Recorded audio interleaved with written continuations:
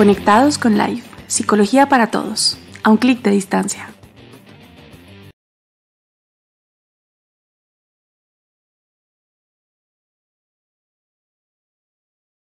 Hola, en LifeSense tenemos una nueva línea de agendamiento de consultas psicológicas. Si quieres solicitar tu cita, puedes comunicarte por llamada telefónica o escribiéndonos por WhatsApp al número 311-508-9902. También tenemos otros medios de contacto que queremos que conozcas.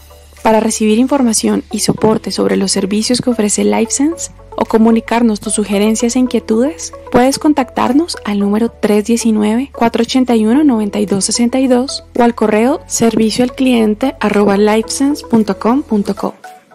Si eres una persona que está interesada en cursos o en formación profesional, puedes escribirnos al correo electrónico formacion@lifesense.com.co. Y por último, si quieres conocer sobre nuestro portafolio para empresas, te invitamos a escribir al correo servicios@lifesense.com.co.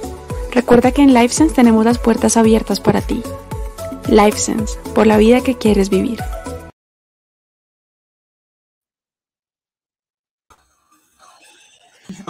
Sí, sí. No, parece que no ayuda. Bueno, hola a todos. Live. Acá detrás de cámaras nos estamos peleando, pero todo está bien, Hernán. ¿Cómo vas? Muy bien. Ay, no, esto estuvo muy bueno este inicio de hoy. ¿Qué más, Ceci? ¿Qué más? ¿Cómo va todo? Bien. Aquí, organizando un montón de cosas, trabajando un montón. Bienvenidos a Conectados con Live. Recordarles a todos la razón de ser de este programa. Recordar, como siempre, que es un programa basado en evidencia, que traemos temas e información para el que quiera. Para el que quiera, en realidad, sí, para el que quiera conocer un poco más sobre muchos de los temas que abordamos. Siempre tratando de desmitificar, tratando de fomentar pequeños tips, pequeñas habilidades, tratando de clarificar, ¿sí? Y nada, esa es la razón de ser de nosotros. Así es. Ya llevamos un año haciendo este programa. Inicialmente lo hacíamos semanalmente, ahora estamos quincenalmente y hemos trabajado una cantidad de temas contestando a las preguntas que ustedes nos dejan en los comentarios, otras preguntas que preparamos antes de este espacio. Y dentro de eso, hace 15 días estuvimos trabajando sobre relaciones laborales conflictivas. Tuvimos a 2 invitados que nos estuvieron clarificando un montón de temas, cuando lo consideramos un conflicto laboral, un conflicto interpersonal, algunos tips para solucionarlo.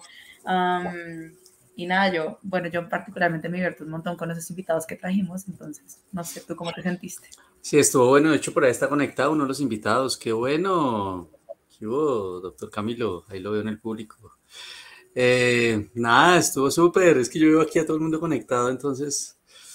sí, estuvo súper interesante. Básicamente porque pues, creo que pudimos notar que el conflicto laboral es algo que bordea o que se enmarca pues, en cualquier aspecto de orden laboral, sí, perdón la redundancia, pero tiene que ver con eso y nos pudimos dar cuenta un poco cómo, no solo cómo pueden aparecer, sino cómo pueden llegar a afectar. Creo que las interacciones de las personas, como siempre, es lo que le da mucha razón de ser al programa, pero pudimos tener una conversación muy dada a eso, a qué pasa cuando, o sea, realmente las preguntas iban encaminadas a qué pasa cuando aparecen y cómo solventarlos, ¿no? Que nos dimos cuenta que es pues del mundo entero.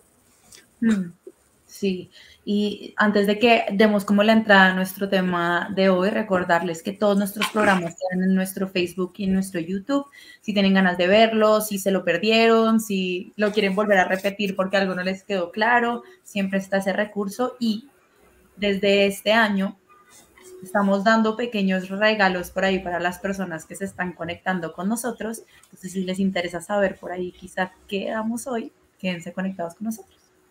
Así es. Bueno, y hoy tenemos un tema que, pues sin duda alguna, creo que conecta mucho con lo que hacemos en live. Sin duda alguna, mucho de nuestra razón y de nuestro trabajo está inmerso en el trabajo con personas con extremo sufrimiento emocional, ¿no? Hoy vamos a hablar de un tema que sin duda alguna saca nuestro lado serio, Mm, eh, y es todo el tema de la autolesión. Hoy esperamos poder ir desmitificando mucho de lo que sucede alrededor de la autolesión, sobre todo en niños, niñas, adolescentes, jóvenes, eh, porque sí que hay mitos, ¿no?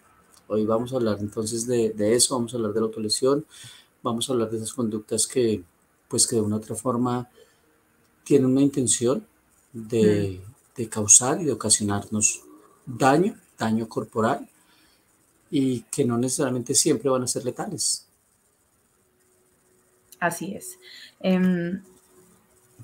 Creo que este es un tema que trabajamos mucho en LifeSense o pues que nos llegan bastantes casos de esto y algo que sucede mucho es que no se habla, es un tema que genera muchísimo tabú, muchísimo miedo con toda la razón, que genere ese susto y sin embargo la idea de por generar estos espacios es desmitificar, como tú lo dices, quizá hablar de todos los mitos que están relacionados a esto, que es manipulación, que pasa, no sé, siempre en niñas, que es una moda, un montón de cosas que están por ahí atrás y que lo único que hacen es hacer más difícil que estas personas que tienen este sufrimiento intenso, como tú lo dices, puedan recibir la atención o el apoyo, sea terapéutico o no, para poder aprender a atravesar esos momentos difíciles.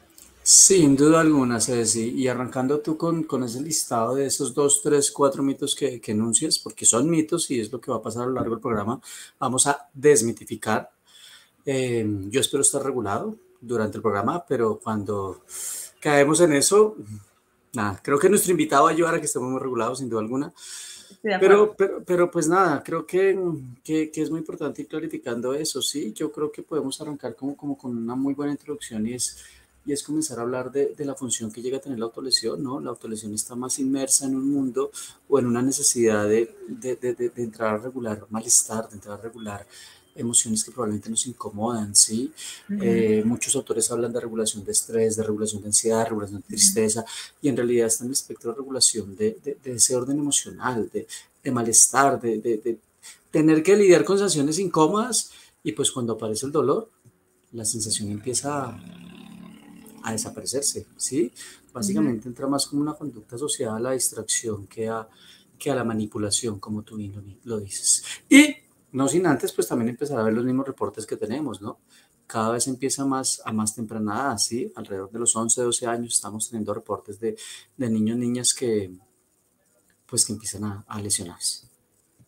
Que además, si miramos como prevalencias que existen, datos que existen, estamos hablando que entre 13 al 23% de los adolescentes presentan o han presentado una conducta autolesiva y que de ese porcentaje a nivel mundial, solo un 10% de la población que se autolesiona acude a terapia o recibe la atención que necesita para aprender a regular esos altos niveles de malestar, como tú dices, ¿sí? Más allá de ser una moda, más allá de ser algo que me copio, más allá de, no sé, de ser una conducta manipuladora o un llamado de atención, tiene una función muy clara y es que el índice, o sea, el sufrimiento es tan intenso que aprendemos a manejar el sufrimiento a partir de algo que quizá no es lo más efectivo, que quizá no es lo más saludable y la idea es poder aprender a regular de una forma distinta. Y el hecho de que nos hables de estas cifras, ¿no? Empieza desde más o menos los 11, 12 años, pues nos abre los ojos sobre la importancia de este espacio que estamos trayendo hoy. Porque si hoy podemos hablar con una o dos personas que quizás están en contacto con alguien que tan temprana edad empieza a presentar esta conducta, pues mucho más rápido podemos trabajar en eso para que no se vuelva algo que persiste hasta la adultez. Tal cual. Incluso puede llegar a atentar contra la vida de la persona.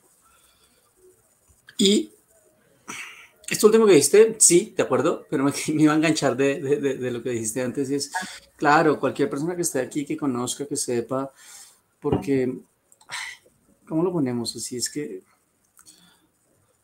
a ver, no quiero sonar para nada comercial, pero es que realmente uno lo escucha todos los días, realmente es una voz a voz increíble de a mi hermano, a mi primo, a mi hijo, a mi sobrinito, ¿sí? Entonces, creo que es muy importante comenzar a chequear eso básicamente porque está inmerso en algo que se llama también la regulación emocional, ¿no? la regulación emocional, todos aquí, y los que no, pues hombre, pues vamos a clarificarlo, tiene que ver con ese proceso en el cual uno está en la capacidad de monitorear, de chequear, de revisar, de evaluar todo lo que pasa con nuestras propias emociones e ir tomando decisiones a la hora de actuar. Por eso te sucede que el espectro de jóvenes, niños, niñas, adolescentes, pues comienzan a entrar en una cadena de regulación muchas veces. ¿Por qué? Por los procesos de crianza. ¿Por qué? Por experiencias que tienen, ¿cierto? ¿Por qué? Por modelos que tienen, por la misma invalidación de la cual pues muchas veces terminan siendo víctimas, que ahora más tarde hablaremos y les contaremos algo de invalidación. Y eso comienza a favorecer regulación, y la regulación lo que implica es eso, es comenzar a encontrar mecanismos para sentir menos. Y es donde aparece toda esta figura del autodaño, ¿sí? Y en niños y en niñas y adolescentes, que no lo vamos a decir a la buena mi Dios, sino realmente está reportado, sobre todo en el caso de adolescentes, estos comportamientos de regulación comienzan a aparecer como una manera para afrontar lo que siento, ¿sí? Una manera de evitar lo que siento, ¿sí? Una manera en la cual pues es más fácil cortarme en lugar de afrontar el problema, cortarme en lugar de intentar solucionar el problema, cortarme en lugar de conectar con esa sensación que se llama tristeza, cortarme en lugar de ser efectivo y poder conversar con aquel con el que estoy teniendo algún tipo de desacuerdo. Así es, me parece muy fuerte, ¿no? Decir, es más fuerte cortarme que estar en esa situación. Sí. Y habla un montón de ese sufrimiento y esa intensidad emocional, y quizás esto es algo que también vamos a hablar, y es que la única forma de autolesionarnos no es cortándonos. Hay muchas otras formas o otras conductas de autolesión que suceden, pero tenemos muy el ojo en el corte. La autoagresión, el quemarse, el arañarse, el arrancarse cosas. Todo eso puede comprenderse como una autolesión siempre y cuando lo entendamos como una conducta intencional de generarnos daño. O sea, una autolesión no necesariamente es un piercing. La autolesión tiene mucho que ver con esa funcionalidad que está ahí atrás de eso, y esa idea de por acá regulo. Y tiene una gran distinción también entre la autolesión y los intentos de suicidio. Y la idea es que justamente este espacio nos permita como desmenuzar un poco este tema. Claro. Y asimismo, como la idea es poder ir clarificando esa diferenciación que puede haber entre autolesión e intento suicida, también ir clarificando cosas como estas. No todas las personas que se autolesionan están inmersas en un trastorno de orden emocional, ¿no? O en un trastorno mental, como se ha denominado. Claro, sabemos que si hay una correlación importante entre, por ejemplo, estar cursando por un episodio depresivo, en estar cursando por un episodio o algún tipo de trastorno de ansiedad en niñez o adolescencia. Sabemos que tiene que ver mucho con rasgos de orden límite, ¿sí? El trastorno límite de personalidad, que también puede estar inmerso en fenómenos de estrés postrauma, en fenómenos como los trastornos de la conducta alimentaria, que también lo hemos hablado aquí en Conectados con Life, pero no necesariamente las personas o los chicos, chicas que se autolesionen, los niños, niñas y adolescentes, estén cursando por un trastorno, que también hace parte de eso, ¿no? Te lesionas, entonces ya tienes un trastorno mental, ¿sí? Entonces creo que vamos a tener un espacio muy, muy nutritivo, y espero que, pues, que la gente que esté hoy conectada, pues, aporte, nos cuente, nos pregunte, y asimismo que estemos en toda la disposición de enseñar y de aprender con nuestro invitado. ¿Sí o no? Así es. Entonces, ¿te parece si vamos a una propaganda corta y volvemos para poder traer al invitado acá? Vámonos para nuestro comercial. No. LifeSense te invita al curso Abordaje Clínico de Problemas de Ansiedad. Este curso tiene como objetivo dar a conocer los fundamentos básicos y de intervención de la ansiedad desde una perspectiva transdiagnóstica, el cual estará dividido en 8 módulos que tendrán lugar mensualmente. Este curso tendrá inicio el 6 y 7 de mayo y finalizará el 2 y 3 de diciembre. Si cancelas el curso antes del 9 de abril, obtendrás un 15% de descuento. También contamos con diferentes alternativas de financiación. Actualiza tus conocimientos y marca la diferencia en el campo de la psicología. Para más información, escríbenos por mensaje interno a través de nuestras redes sociales.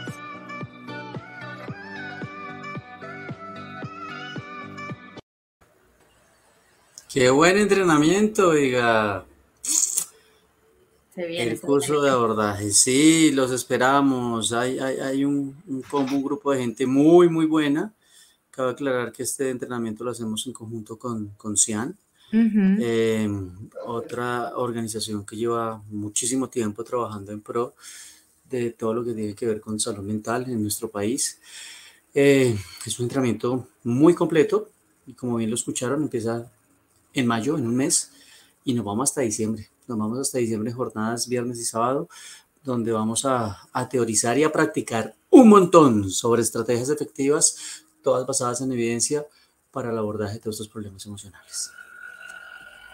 Y sabiendo que se viene, que estamos a puertas de iniciar este entrenamiento, hoy vamos a regalar un descuento extra. Es decir, a las primeras 5 personas que nos escriban por redes en estos momentos, no van a tener ese 15% en el que estamos, sino 20% para inscribirse en este curso. Recuerden que son 8 sesiones de aquí hasta diciembre y van a aprender un montón de habilidades súper importantes para poder tener ese abordaje efectivo de problemas sobre la ansiedad.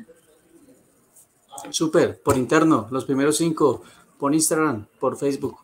¿Listo? Ok. Bueno, entonces vamos a ver cómo nos va. Y hoy, ¿con quién tenemos? ¿Quién nos acompaña hoy? ¿Qué estudiante? ¿Cuál practicante nos va a acompañar el día de hoy? ¿Ninguno? ¿Quién será? Doctorísima. Buenas noches, Hernán. Buenas noches, Ceci. Hola, bienvenida. Querida. Está estrenando programa hoy, su merced, con nosotros. Sí, señora, así es. Bienvenida. Muchas gracias. Bueno, Dani, entonces, ya que estás acá, pues arranquemos. ¿Quién nos acompaña hoy? ¿Quién va a ser nuestro invitado? Bueno, el día de hoy nos acompaña Juan Pablo Mortegui. Él es psicólogo, es especialista en psicología clínica, con formación en terapia dialéctico-conductual. Actualmente está finalizando un máster en terapias psicológicas de tercera generación. Y la experiencia o la trayectoria de Juan Pablo es en el manejo de consultantes con desregulación emocional severa y con trastornos de conducta alimentaria. Entonces, buenas noches, Juan Pablo. Hola, Juanpa, su micrófono. Sí, está apagado. El micrófono. Después de 2 años de trabajo virtual, no aprendemos el micrófono. Importante. ¿Qué hubo, Juanpa? Oiga, ¿cómo está más preparado cada vez más y más? Oiga, qué bien, Juanpa. Bienvenido. Qué bueno tenerlo acá. No, muchas gracias a ustedes por invitarme. No, viejo, gracias por aceptar. Bueno, entonces, pues nada, al grano, ¿sí o qué? Porque lo que hay es tema. Pues, doña Dani, ¿por dónde arrancamos? ¿Cuál sería nuestra primera pregunta para el invitado?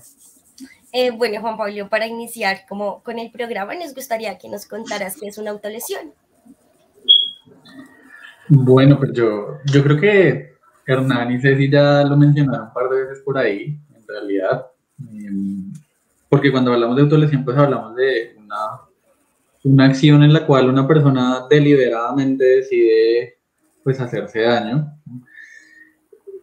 Haciendo esta aclaración pertinente, y es que no siempre tiene la intención de suicidarse, de acabar con su vida, tiene la intención de alguna forma lastimarse, tiene la intención de múltiples formas, que seguro ya iremos hablando ahí más adelante, ejercer pues algún tipo de daño sobre su cuerpo. Y pues cuando hablamos de autolesiones sí es importante también aclarar, creo que también algo que decía por ahí Ceci, y es que muchos comportamientos que a veces por ahí, en los cuales uno se puede involucrar y que causan dolor, no necesariamente son autolesión, ¿no? Porque Ceci hablaba de los tatuajes, de los piercings, ¿no? Y como, pues sí, o sea, eso duele, pero eso no necesariamente es una autolesión. Hay que ver intención, ¿no? Pues uno siempre tenemos que aproximarnos al comportamiento viendo pues cuál es la intención de la persona al momento de hacer eso, para qué lo está haciendo y demás. Pero pues yo creo que no necesariamente podemos entrar a asumir que un comportamiento es autolesivo por cómo se ve desde afuera. Diríamos acá en la psicología como no por la topografía, no por cómo se ve, no por lo que la persona haga, ya podemos decir que eso es una autolesión, sino siempre pues implica como una aproximación más pausada, a entender como el contexto en el que ocurre, qué pasa antes de eso, para qué le sirve a la persona hacer eso, pero como qué es lo que yo obtengo como cuando hago esto, porque también lo mencionaban Hernán y Ceci, pues a veces puede que yo obtenga alivio, a veces puede que de alguna manera me sirva para obtener algo, que ahí es donde se diferencia de tatuajes, ¿no? Por ejemplo, pues, yo tengo tatuajes y lo he hecho porque me gusta, porque me genera algún tipo de bienestar, porque quiero tener algo en mi cuerpo que para mí tiene algún significado, no necesariamente porque quería hacerme daño con eso, y ahí es donde empieza a diferenciarse, ¿no? Como la función que cumple el para qué de las conductas que sí consideramos como autolesión como tal. Ok, tiene mucho más que ver con cuál es la función, dónde suceden y esto que tú dices que es muy importante, es como tengo la intención de hacerme daño, de autolesionarme, que me duela, por decirlo así, o que me duela menos, también depende un poco de la funcionalidad que tenga ahí en ese caso de autolesión. Y mencionaste algo muy importante y es que hay diferentes formas de autolesionarnos, ¿sí? Justo queríamos preguntarte qué tipo de autolesiones existen. Bueno, es que ahí yo creo que eso depende de la creatividad, ¿no? Porque pues también desafortunadamente uno se encuentra múltiples formas. Si hablamos así como de formas comunes, hablamos de cortes, hablamos de quemadas, hablamos de golpes. Yo creo que ahí de nuevo, como insistiría en lo importante es notar que cualquier comportamiento que resulte en este daño, pero que no sea un daño accidental, ¿no? Porque es diferente a iba bajando con mi perro por las escaleras y me caí porque me jaló, pues eso no es una autolesión, diferente a de pronto deliberadamente sí decidí como tirarme pues por las escaleras o de alguna forma lo que hablábamos como golpes, quemarse, rasguños, múltiples comportamientos que yo creo que pues más allá de que exploremos todos, porque en serio insisto pueden existir muchas formas y pues depende como del contexto en el cual esa persona se encuentre y desafortunadamente también creo que depende de lo que tenga a su alrededor, ¿no? Porque lo que hacemos muchas veces cuando evaluamos o cuando estamos hablando con personas que tienen comportamientos autolesivos o intencionalidad suicida, es como, bueno, ¿cuáles son los medios con los que ocurre? Y normalmente ocurre con lo que tengo alrededor, con lo que tengo fácil acceso. Entonces, si tengo fácil acceso al bisturí, a las tijeras, a lo que sea, si no tengo fácil acceso a las cosas que tengo las uñas muy largas, pues, hombre, todo esto se empieza a volver como una forma en la cual pues, es posible o es viable que aparezcan estos comportamientos autolesivos. Ok, y frente a esto que precisamente usted está diciendo, Juanpa, me gustaría como enlazarlo a algo último que conversábamos con Ceci en la introducción y es, ok, nos va quedando claro qué es, nos va quedando claro que, y creo que tiene que ver con eso que usted dice, la misma creatividad, o sea, la estrategia que la persona encuentre para relacionarse, pero ahora con el perfil entre comillas, mucho cuidado con lo que acabo de hacer, o sea, ese perfil entre comillas. Juanpa, ¿qué tan cierto es que las personas que se autolesionan por necesidad tienen depresión, por necesidad tienen algún trastorno? ¿Cómo lo ve? ¿Qué podemos decir frente a eso? No, pues es que yo creo que ahí de nuevo es donde como que es fácil caer en estos lugares comunes, ¿no? Es que si se autolesiona fijo es porque está deprimido, fijo es porque tiene un trastorno. Y pues de nuevo, yo creo que es mucho más complejo, es un comportamiento mucho más complejo que eso, porque tampoco nos da mucha información el reducirlo a decir como es un diagnóstico, ¿no? Es que autolesionarse es sinónimo de depresión, por ejemplo. Entonces, yo creo que la respuesta corta es no necesariamente significa un trastorno, no necesariamente significa un diagnóstico, porque de hecho, pues un comportamiento que está presente en personas con múltiples contextos, de múltiples grupos de edad, en situaciones diferentes de vida, responde a estresores diferentes. Sin duda no es algo que se puede limitar a una situación específica como un diagnóstico. Y porque yo creo que, pues como hemos venido haciendo énfasis, más allá de ser un síntoma o una manifestación de un trastorno, va a ser una conducta que cumple una función para una persona y para eso pues uno no necesita tener un diagnóstico, ¿no? Yo puedo tener una conducta que para mí cumpla una función y puede resultar como problemática y eso no necesariamente me encasilla en tener un diagnóstico, porque creo que también a veces por eso puede que se le deje de prestar atención, ¿no? Cuando decimos, bueno, no, pero pues si esta persona no está deprimida, si esta persona no tiene algún trastorno, pues como que no es tan grave, ¿no? Y por el contrario, vemos que pues, la conducta autolesiva, independientemente del contexto en el que ocurra, si es una persona que ha recibido diagnósticos o no, pues está señalando algo, está señalando que esa persona pues, está acudiendo a esa estrategia para solucionar un problema. De nuevo, yo creo que ahí es importante partir de este supuesto, y es que pues nadie hace esto porque sí. Mi pantalla se apagó. Hola. Sí, algo pasó con el Juanpa, internet. algo pasó. Démosle unos segundos a ver si se reconecta. Escuchamos a lo lejos que dijo mi pantalla se apagó. Sí. Ok, pero pues podemos seguir en la línea de lo que venía diciendo Juan Pablo, y es que más que decir o más que visualizar algo como, oh, esta mañana decidió levantarme a lesionarme, tiene que ver con todo ese proceso también de gestión, tiene que ver también con todo ese proceso de procesamiento emocional que he venido teniendo a lo largo de mi vida, ¿sí? No necesariamente por un trastorno, y me gusta mucho que Juan Pablo haya como clarificado eso, porque, como bien lo decíamos en la introducción, pues hace parte, la gente sigue pensando que sí, tiene que ver con un trastorno. Ok, entonces, wow, ya nos están haciendo preguntas. Creo que ya ahorita, Estefanía, ya en un ratico vamos a clarificar preguntas asociadas a qué hacer. No sé si vamos dando continuidad, si digo yo. Frente a qué hacer, Hernán. Sí, o si quieres aclaremos primero la pregunta que seguía. Sí, yo creo que mejor. Sí, trabajemos sobre esa. ¿Qué pregunta seguía? Bueno, si bien ya sabemos que la autolesión no está directamente relacionada con un trastorno, pues sí sabemos que está relacionada con alguna problemática que tenga la persona, ¿no? Entonces, queremos saber si es verdad que la autolesión está directamente relacionada con aliviar el dolor emocional. Yo suelo poner, más mal atrevimiento acá, yo suelo poner un ejemplo, no sé si alguna vez lo hemos hablado, pero yo suelo poner un ejemplo y lo pongo en clase a veces. De hecho, horas de la virtualidad, los papás me ayudaban con algunos estudiantes, y es el siguiente. Suelo explicarlo así: si yo me pego en la cabeza, pues me voy a sobar la cabeza, ¿sí o no? Si yo me pego en el brazo, pues me sobaré el brazo, ¿cierto? Yo creo que sería como difícil encontrarme a alguien que se pegue en el pie y después de pegarse en el pie se sube la cabeza. Sí, como que uno dice, ¿sabe? Como que hay pasar. Eso porque el dolor se focaliza, porque si me duele la mano, el dolor está acá. Cuando tiene que ver con emoción, suelo preguntarle yo a los estudiantes, a los mismos consultantes muchas veces, Ceci y Dani, cosas como estas. ¿Dónde está tu tristeza?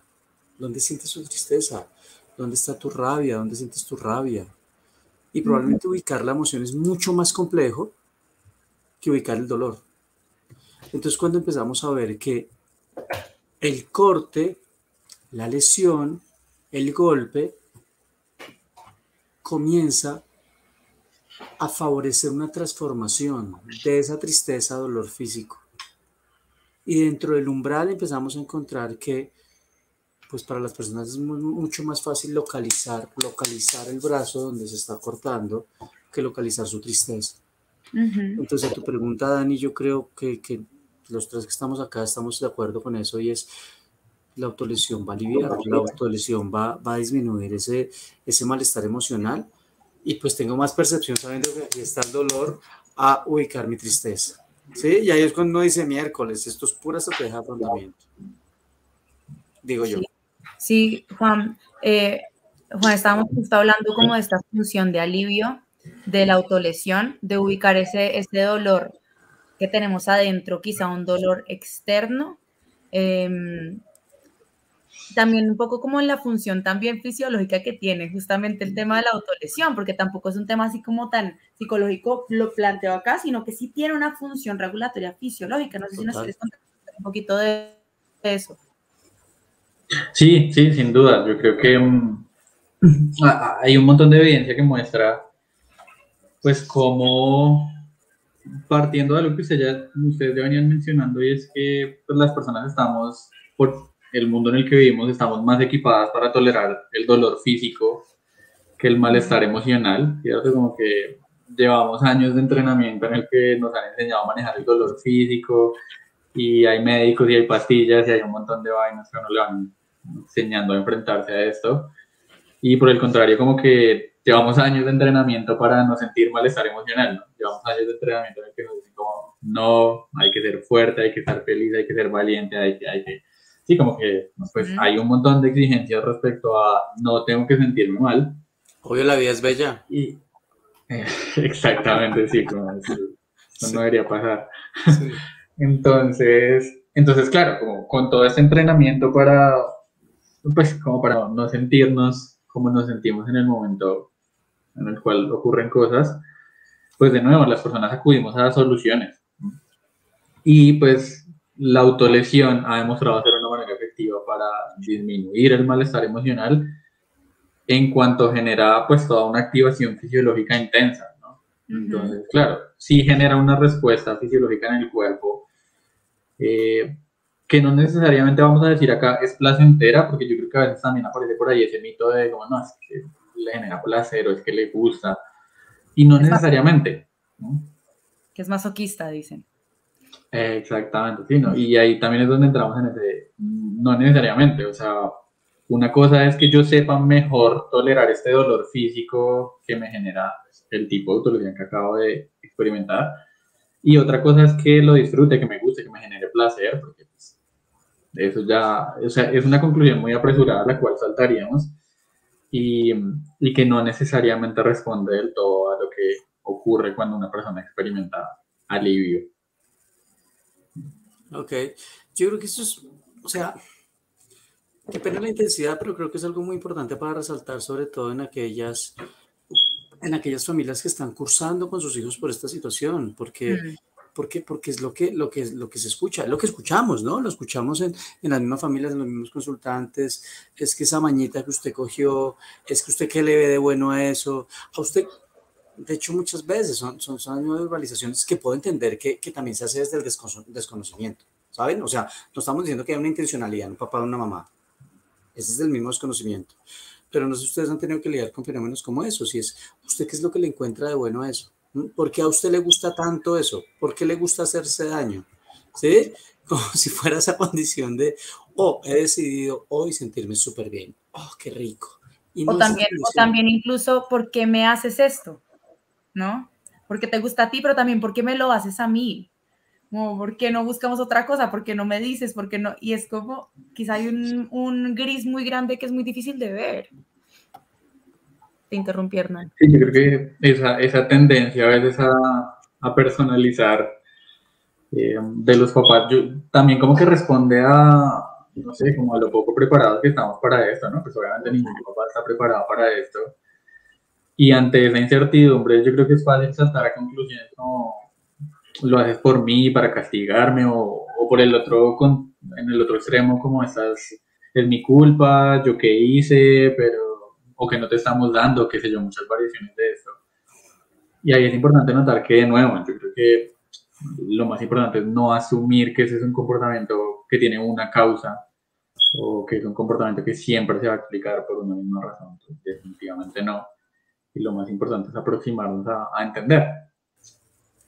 Bien, y yo creo que justo eso se vincula un montón a una pregunta que teníamos como un poco planeada, pero que nos hacen en el público, que nos pregunta Estefanía Cárdenas y ella nos dice, ¿cómo abordamos este tema con un adolescente cuando sabemos que tiene conductas autolesivas?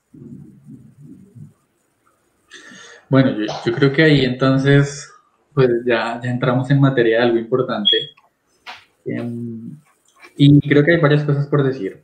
En primer lugar, cómo abordarlo, yo creo que es importante no hacerlo de una forma, a veces intentamos hacerlo como por los laditos, como no hablarlo directamente, no ponerlo sobre la mesa, ¿cierto? Porque es un tema incómodo, porque es que se puede sentir incómodo, o porque yo no tolero la incomodidad de hablar de esto, ¿cierto? Y lo primero es, pues hay que hablarlo, si ya estoy notando que está pasando, pues tenemos que hablarlo y tenemos que hablarlo con los términos que es, como tengo que señalar lo que he notado, ¿cierto? Me he dado cuenta que está pasando esto, ¿no? Poner la conversación sobre la mesa no necesariamente tiene que ser un sinónimo de conflicto, ¿no? Que he notado que a veces como el temor que tienen algunos papás o algunos familiares, es como, pero es que se va a sentir mal, pero es que vamos a resultar peleando. Porque sí es importante entender que es una conversación que se tiene que dar, pero que se tiene que dar en unos términos, pues, que favorezca que podamos llegar a una solución, ¿no? Porque también a veces encontramos, lo he visto en muchas ocasiones, como el reclamo de, pero tú, ¿por qué no me cuentas las cosas? Y gritando, y le digo atacando, y por este tipo de cosas, ¿cierto? No te cuento las cosas por cómo reaccionas cuando lo hablamos, porque esta respuesta que hay es difícil, ¿no? Entonces creo que sin duda los papás tienen que aproximarse de una manera en la cual la conversación se ponga sobre la mesa, se ponga de la manera más directa posible, pero también de una manera cuidadosa. Tenemos que entender que la persona que está haciendo esto es una persona que está sufriendo, está pasando por malestar emocional. Y si vamos a llegar a sumar más malestar con la manera en la que lo abordamos, o a culpar, o a castigar, o a de una vez juzgar, pues sin duda no va a ser una conversación que resulte bien. Tenemos que aproximarnos con una postura validante con las causas de, ¿cierto? Como yo puedo reconocer que debe haber sufrimiento detrás de, que seguramente hay emociones difíciles de manejar detrás de, más no validando la conducta como tal, ¿no? Que yo creo que es una línea delgada y un balance ahí fundamental por tener cuando estoy teniendo esta conversación. Y es que yo puedo validar el malestar, yo puedo validar lo que está detrás, lo que lo genera. Pero eso no necesariamente quiere decir que tenga que validar o estar de acuerdo, o se me escapan otras palabras, pero reforzar, premiar, no sé, algunas variantes de eso, con el comportamiento como tal. Yo perfectamente puedo expresar mi desacuerdo con no creo que esa es la forma en la cual lo deberías hacer. Podríamos buscar otras alternativas para hacerlo de otra manera. Y aún así puedo entender que la estás pasando mal, que eso está sirviendo te sirve para algo, qué sé yo. Pero creo que sí es muy clave mantener ese balance de valido lo que está detrás, el malestar, las causas, por llamarlo de alguna forma, y expreso que por supuesto no estoy de acuerdo con la expresión de la conducta como tal, con la forma, por llamarlo de alguna manera. De hecho, perdón, Ceci. Todo bien. No, yo tengo una pregunta, pero dale, si quieres comentar. Sí, es que de hecho lo que suele pasar mucho en los procesos terapéuticos es que cuando uno hace eso que Juanpa está diciendo, como darle sentido, darle un lugar a esa emoción que me lleva a actuar de esa forma, el mismo adolescente responde de una manera, llamémoslo que empática, o sea, realmente lo que encontramos es que el adolescente dice, sí, o sea, realmente lo que usted me está diciendo tiene sentido, ¿no? O sea, realmente poder validar esa experiencia emocional que lleva al adolescente a la experiencia emocional. Creo que Juan Pablo ha hecho mucho énfasis en esa experiencia emocional, más que en el corte como tal. Favorece que el adolescente, pues hombre, se sienta escuchado, tal vez, comprendido, ¿saben? Sí, o lo que hemos llamado, pues, dentro de este fenómeno de validación. Entonces, quería como extender eso porque las palabras de Juan Pablo me ponían a pensar por un espectro grande de consultantes y de gente joven que cuando nos acercamos de esa forma, realmente se sienten conectados, se sienten validados, y es como la empatía a flor de piel. Yo quería traer a colación una pregunta que me han hecho varias veces, de hecho, personas que conocen o que han visto a algún adolescente o a algún niño o niña autolesionarse, que puede estar contribuyendo a esto que nos mencionabas ahorita, Juanpa, de irnos por las esquinitas y medio hablarlo. Y es esta idea, y la pregunta es, ¿qué tan cierto es que hablar sobre esto lo que hace es que pase más? Lo que hace es que hace más riesgoso que vuelva a suceder. No sé si te han hecho esa pregunta a ti antes también. Sí, claro, ¿no? Yo creo que, de hecho, en múltiples contextos, hasta yo creo que en el momento en el cual uno está estudiando esto, es una pregunta que tiene, ¿no? Yo sí seguro que es una pregunta típica en claves de psicología, como, pero ¿será que de verdad debería preguntar eso? O no le voy a meter ideas, pues. Y de nuevo, yo creo que es uno de esos mitos que puede ser peligroso. Es mejor no hablar de esto porque qué tal que yo le dé ideas. Además porque no sé qué tan tan irreverente resulte, pero pienso en, no conozco un adolescente hoy en día que no sepa que la gente se autolesiona y que hay formas de autolesionarse y que no lo vea en todas las series que ve y que no lo vea que no lo escuche en la música que le gusta. O sea, está ahí, sabemos que eso pasa, seguramente así me da miedo preguntarle, él sabe qué es eso y él sabe que eso pasa, hasta seguramente puede que lo haya considerado así yo no se lo pregunté, y si se lo pregunto... Perdimos nuevamente, tiene una cara de crisis en este instante. Quedó con cara de angustia. Ah, carajo. Eso es que es un tema angustiante. Ese es un tema. Sí, pues Hernán, mientras vuelve Juan Pablo, yo creo que ese es un mito que es súper importante, o por lo menos en mi experiencia ha sido súper importante desmitificar, porque existe tanto miedo a hacer, mejor dicho, que mis palabras motiven que a alguien genere una conducta autolesiva o se dañe, que terminamos haciendo más daño al no hablar, porque la evidencia muestra todo lo contrario, como lo hablabas ahorita, validar y tener este espacio de conversación, por lo contrario, puede facilitar una solución de problemas y encontrar otra forma de regular en vez de la autolesión.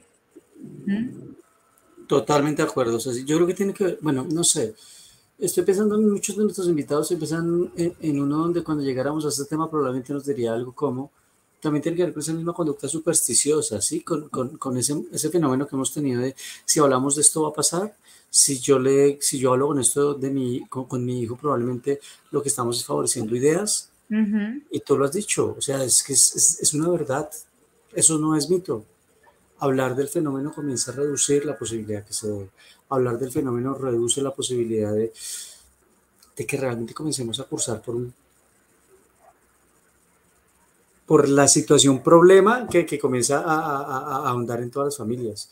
Entonces yo creo que está más que dado, creo que con eso podemos decir que empezamos a desmitificar eso, y sí hay que hablar con el niño, con la niña, con el adolescente, sí hay que dar información válida, ¿sí?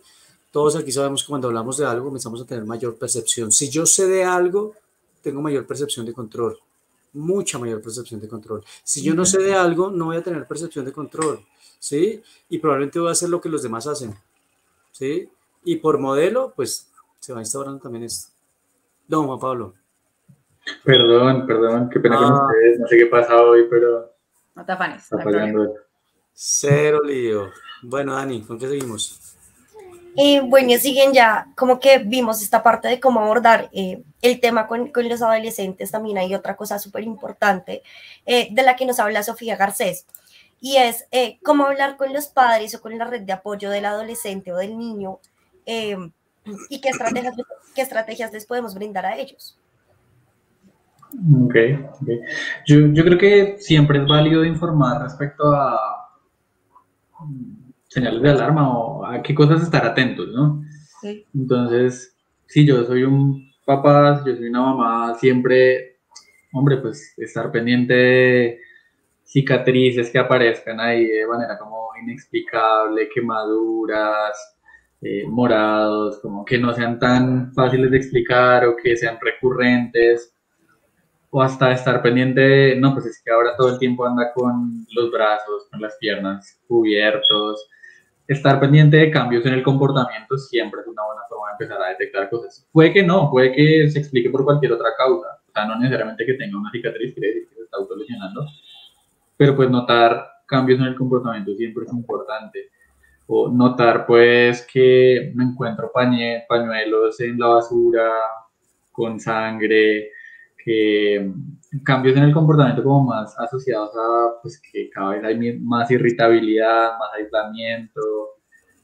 Siempre creo que es importante informar a los familiares de no necesariamente los cambios en comportamiento o este tipo de señales quieren decir que hay una conducta autolesiva, pero son una buena alarma para estar pendiente y para indagar, ¿no? Como veníamos hablando. En el peor de los casos, si yo pregunto y en el mejor de los casos me pregunto y me encuentro con un no, eso no está pasando, esta es la explicación, pero pues yo creo que nunca está de más. O sea, en este tipo de casos siempre pues ser más cuidadosos nos va a ayudar a prestar una atención más temprana, a asegurarnos que vamos a acceder lo más temprano posible a ayuda, a alguien que pueda hacer una intervención, que ayude a hacer los cambios que haya que hacer, en lugar de quedarnos como en esa posición un poco más quieta o más pasiva. Y como familiares, ¿qué más podemos hacer una vez que ya está sucediendo? Pues yo creo que lo que veníamos hablando, como ser muy validantes, acercarnos a permitir hablar de esto, a ofrecer ayuda, y creo que también que como familiares es válido entender que no siempre la ayuda va a venir de nosotros, ¿no? Porque a veces los familiares como que les cuesta aceptar esta idea de porque es más fácil que lo hable con otra persona que conmigo, pero porque a mí no me cuenta, pero porque no recibe mis consejos, y bueno, ¿qué le hacemos? Así es, muchas veces es cierto, no siempre es fácil desde el rol del adolescente hablarlo con los familiares, con los papás, expresar lo que pasa detrás, las causas, y en realidad sí, muchas veces es más fácil hacerlo con una persona externa, con un tercero, y pues creo que entender eso también es importante, no necesariamente pensar que es que tiene que ser conmigo porque yo soy la familia y en la familia se tiene que quedar todo, no necesariamente. Ok, pero entonces aquí podríamos comenzar a enmarcar que para el adolescente, después de haber conversado estas dos preguntas con estas dos respuestas que usted nos da, Juanpa, podríamos comenzar a tener en cuenta cosas como, para adolescente puede ser vergonzoso, puede ser incómodo, inclusive molesto hablar del tema. Para el padre puede ser angustiante, favorecer el temor, incluso la molestia. O sea que estaríamos hablando de dos polos cargados de emoción y eso va a hacer pues que sea aún más difícil, ¿no? Digo yo. Y yo creo que por eso también hemos visto que, pues digamos, una de las cosas que hacemos en Life y de lo que hacemos en la terapia dialéctica conductual es que la intervención no solamente está centrada en la persona que se autolesiona, ¿no? Yo creo que es clave ahí ver que la autolesión también tiene, que la intervención también tiene un énfasis muy importante y puede apoyar mucho a los familiares, a las personas que están alrededor. Que yo también sepa manejar desde las cosas puntuales, como cómo reacciono, qué digo, qué no digo, qué hago, qué no hago, hasta que yo sepa manejar mis propias emociones, mi propia vergüenza, mi propia culpa, o mi propia ira, o mi frustración. Porque es que también es cierto que yo no puedo esperar que esto vaya a ser algo fácil de manejar para mí.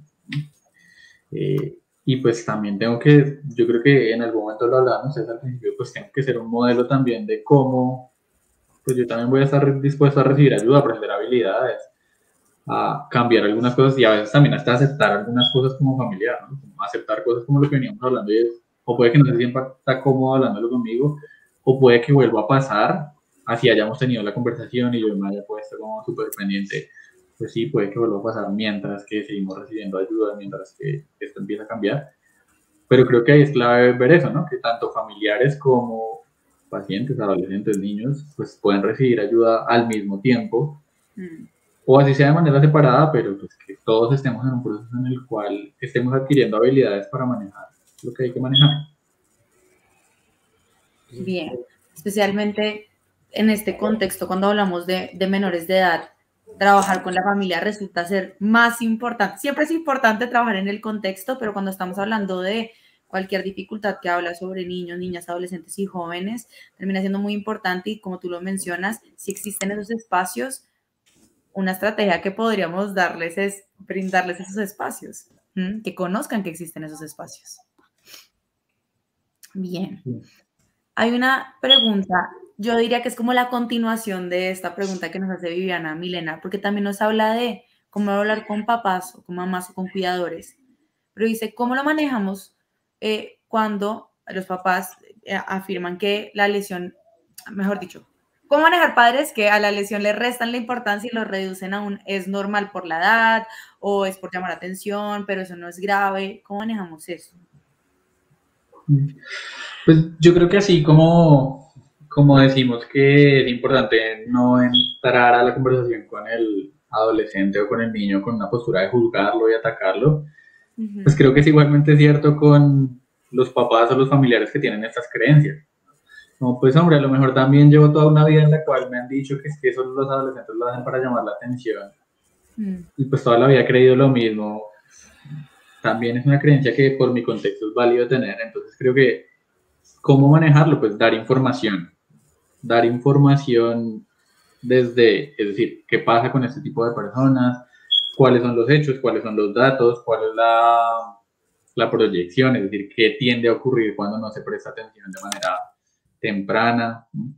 Mostrar pues este tipo de cosas que hemos ido discutiendo hoy en algunos momentos, ¿no? Mostrar cuál es la función que suelen tener los comportamientos autolesivos, qué pasa cuando no se atienden, mostrar estadísticas, pues dar información, porque creo que la mejor forma de mostrarle a alguien que esto genuinamente pues, es un problema es a partir de ahí, es a partir de, pues, digamos que educar en lo que esto, en las problemáticas de esto, en las consecuencias de esto, más que juzgar o más que entrar a, digamos que poner etiquetas de usted es un mal papá, usted es una mala mamá, porque pues sin duda, digamos que por ahí no vamos a entrar y no va a ser una forma efectiva de llegar a una conclusión necesaria como es en este caso la de brindar ayuda, la de prestar atención temprana. Ok, precisamente por eso, y quiero que vamos a otra una pregunta que está ahí de Andrés Sánchez. Creo que empezamos como a resumir e integrar parte de lo que hemos conversado. No sin alto, pues también agradecer a muchas de las personas que se conectan, que nos informan, que nos reportan. Y quiero hacer como este paréntesis, un paréntesis que tiene consistencia con lo que estamos diciendo. Sin duda alguna, si en tiempo presente, si hoy, probablemente parte de mi conducta está para regular por medio de la lesión, no dudemos ni poquito en pedir ayuda. Es altamente importante, ¿sí? Independientemente de la edad que tenga, que antes lo hacía cuando era muy joven, que ahora tengo 20 y pico de años, la ayuda va a estar. Y como toda habilidad se aprende, también aprendemos a conectar con una vida, también aprendemos a establecer estrategias de regulación, sin duda alguna. Y pues si no la sé, pues paso estamos. Y hay un combo de gente en el mundo que se ha formado en esto y que le interesa ayudar a muchísimos otros. Entonces, nada, ténganlo presente.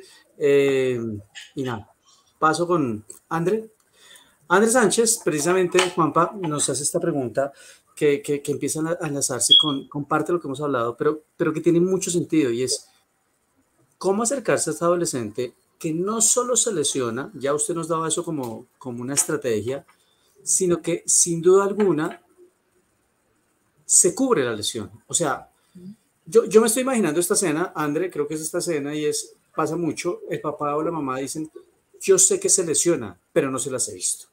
Es decir, me enteré o de pronto vi el bisturí, o de pronto vi la sangre. Sí, yo sé que está en terapia, yo sé que se está lesionando.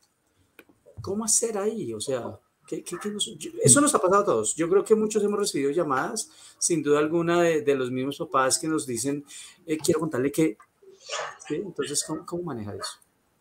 Sí, lo primero que viene a mi cabeza cuando escucho esto es... Suele ser, de nuevo, no es la única explicación, pero suele ser vergüenza, ¿no? La vergüenza nos impulsa a ocultar. La vergüenza es una emoción que hace que queramos como esconder este tipo de cosas de las cuales o pensamos que nos van a traer consecuencias negativas o que sin duda no queremos que las personas se enteren.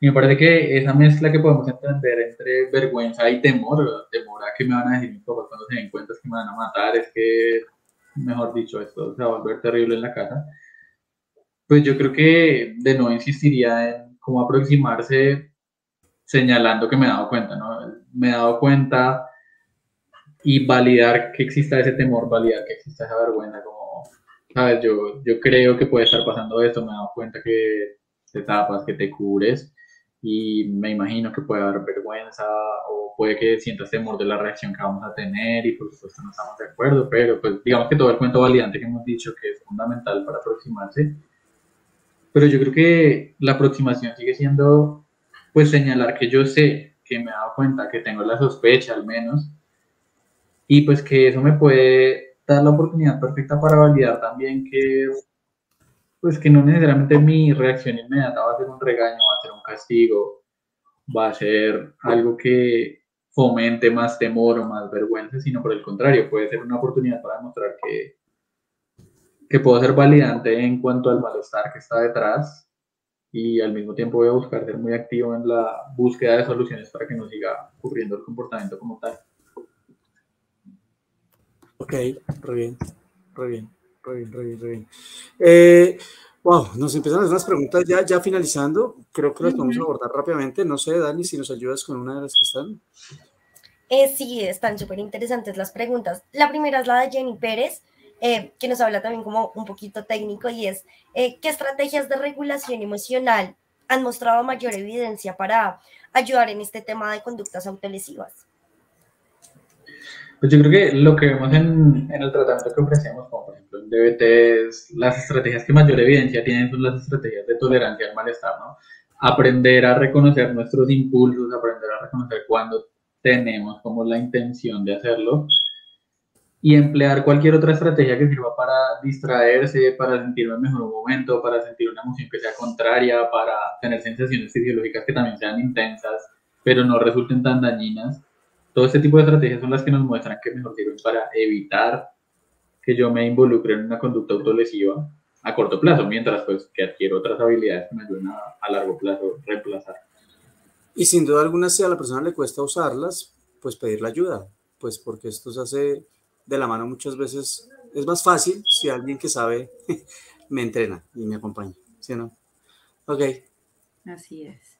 Hay una más del público que queríamos traer acá, que nos hace Karen Lorena Rivero.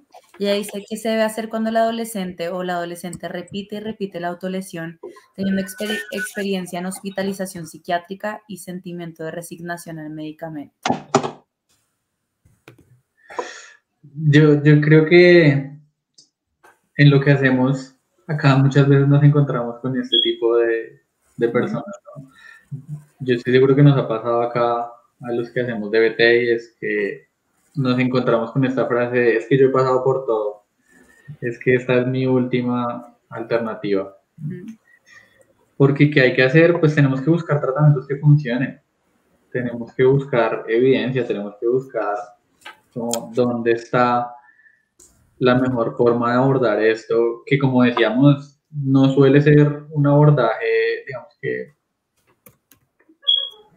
tal vez la palabra no es esta, pero no sencillo, porque me refiero a es una verdad complejo en términos del tiempo que involucra, que como les decía, no es solamente ya voy a dejar a mi hijo allá en el tratamiento y yo me voy para la casa, sino seguramente yo también tengo que adquirir habilidades, tengo que estar activo y tengo que estar en citas, ¿cierto?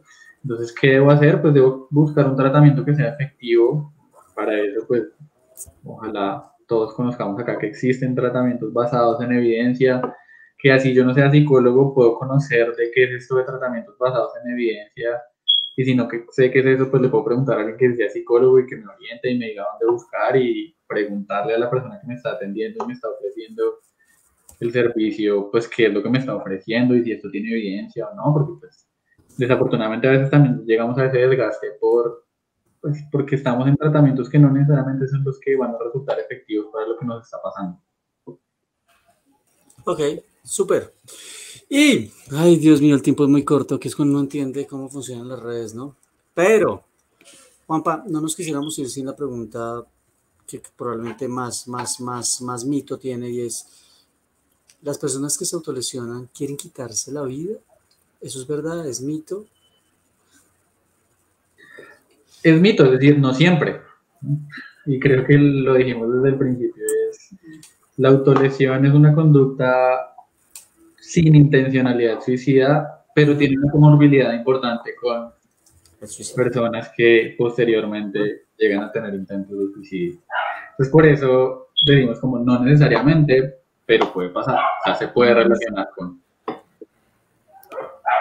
Eso va muy de la mano con, si lo notas, háblalo de una vez, porque es justamente un pasito muy importante que a veces, como nos decía ahorita, no me acuerdo quién fue que nos dijo, Viviana, ¿no? No es tan grave.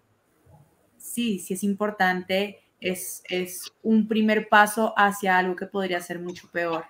Entonces creo que esto también es una invitación de hablarlo, de ponerlo sobre la mesa por la importancia que genuinamente. Tal cual. Entonces, no más, Juanpa, te agradecemos un montón este espacio, aprendimos un montón, creo que pudimos contestar un montón de preguntas, creo que es también como el corazón de Conectados con Life, poder genuinamente contestar las preguntas de las personas que tienen interés en este tema. Y antes de que nos vayamos, me parece muy importante invitarlas al próximo programa, porque además tiene mucho que ver con lo que hablamos hoy. Juanpa nos decía, validemos lo que es válido, ¿sí? Acerquémonos con curiosidad y justamente la próxima semana vamos a estar hablando de validación. Vamos a tener una persona experta que nos va a hablar de eso en un programa que llamamos Comprendiendo la Emoción del Otro. Así va a ser, Juan Pablo. Te esperamos, Dani, Ceci, nos vemos en 15, validar. Y nada, viejo, mil gracias por acompañarnos, de verdad. No, a ustedes por la compañía, y por la paciencia, lo siento por la cámara. No pasa nada. Gracias por estar hoy. Vale. Bien, nos vemos. Muy bien, muchas gracias. Chao, chao a todos. Nos vemos en 15.